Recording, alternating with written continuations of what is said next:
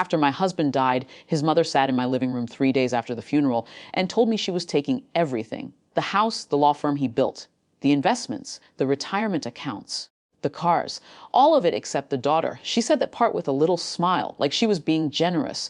My attorney begged me to fight, sent me case law at midnight, called 6 times on a Sunday. Said we had grounds, said she was grieving and overreaching, said the courts would never let her strip a widow and child of everything. I told him to stop. I told him I'd sign whatever they put in front of me. He showed up at my door, actual concern on his face, asked if I was sleeping, asked if I understood what I was giving away, asked if I needed someone to talk to. I closed the door gently, went back inside, made dinner for my daughter, helped her with homework, read her a book about a bear who lost his family and found a new one. She fell asleep halfway through. I finished it alone. The hearing was 3 months later. I wore a gray dress my husband used to like. Flat shoes, no jewelry except my wedding ring. My mother-in-law wore a cream suit and sat at the plaintiff's table like she owned the room. Her lawyer kept touching her arm and whispering. She kept nodding like she was receiving good news. My lawyer sat next to me and said nothing. I'd told him not to speak. He looked at the table the whole time. They called me up first. I answered every question quietly. Yes, I understood what I was signing. Yes, I agreed to relinquish all claims. Yes, I acknowledged the mental capacity evaluation from my own doctor. Yes, I knew I was walking away with nothing but the clothes I wore and the child I'd brought into the world.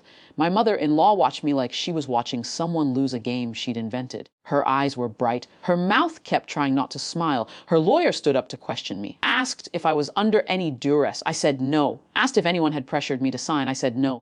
Asked if I understood that I would have no legal standing to visit my daughter in her grandmother's home. I said yes. He sat down looking confused, like he'd expected a fight and gotten an empty room. Then my lawyer stood up, just stood there.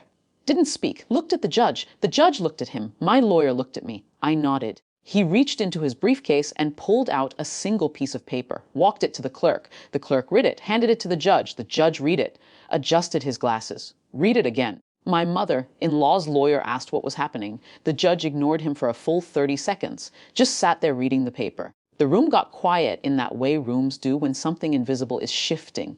The judge looked at me, not with pity, with something else. Recognition, maybe. He said my daughter's full name out loud. First, middle, last, said it slowly.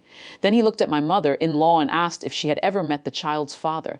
She said, of course, he was her son. The judge asked if she had any documentation of that. She laughed, said every mother knows her own child. Said she had pictures, said she had memories, said what kind of question was that? He said this is a paternity test from 2017, filed quietly, never opened, sealed by request. But still on record, he said your son was not the biological father of this child. He said the child's legal father is a man who died in a car accident when your daughter-in-law was 19.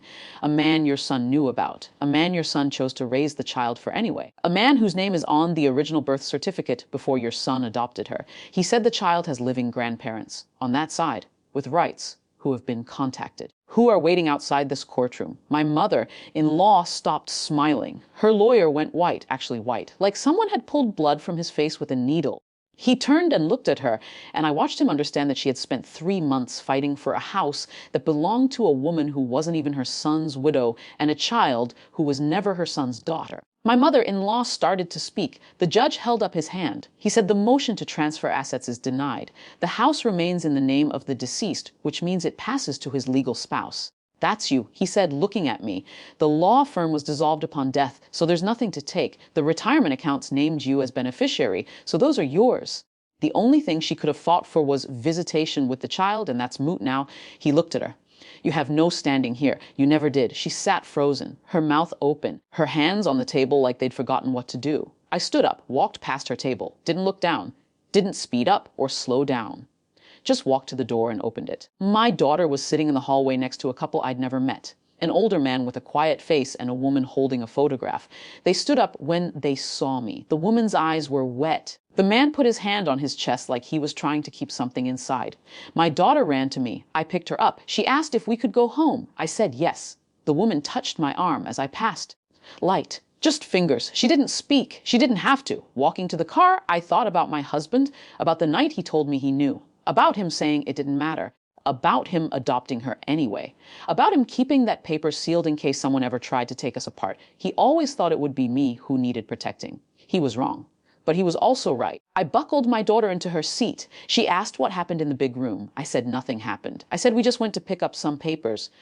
She asked if we could get ice cream. I said yes.